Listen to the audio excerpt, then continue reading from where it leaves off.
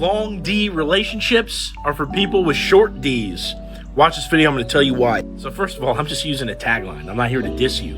But the fact of the matter is, if you're in a long distance relationship, you are cutting yourself off from weekend by weekend, going out, spending time with females, getting better at the dating process, getting more charismatic, getting better at date planning, okay, and getting better in the bedroom. You are not having sex on a regular basis. And what possible reason would you choose to cut yourself off from getting better at these disciplines? Well, I have an idea. Maybe it's because you don't have the confidence to go out into the dating world and date women locally, right? And immerse yourself in this experience of having, or really just getting better with women. Maybe it's because you have social anxiety and meeting up with new people on a consistent basis where you have to perform, right, is daunting.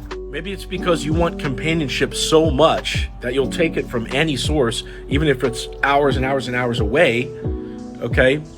And you'll forego having the real thing right in front of you. There's all different reasons why somebody might be in a long distance relationship. And to me, the only viable reason that isn't rooted in some kind of weakness is if you're in the military, get deployed, or you know, somehow or another logistics separate a couple that was already together to begin with, and they have no choice. Now, granted, I have long distance relationships. My first failed marriage initially was a long distance relationship. So I'm not ragging on anybody here. I think it's a perfectly human thing to do, to sometimes choose the easy path and also choose the path that provides us the companionship that we want when we're lonely, okay? But at the end of the day, I didn't get a good relationship until I had spent my time in the dating gauntlet, going out weekend after weekend, okay?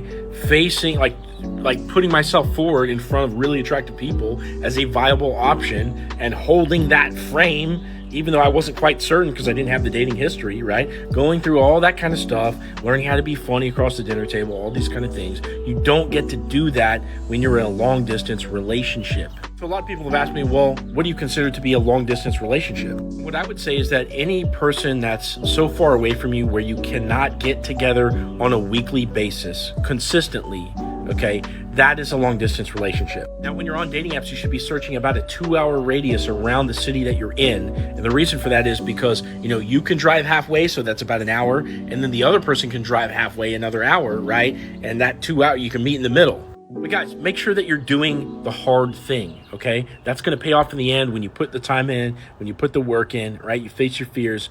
Go out and immerse yourself in the dating world locally, and don't accept some kind of facade, you know, just to kind of fill in the blanks, you know, because you don't want to go out and do the thing locally.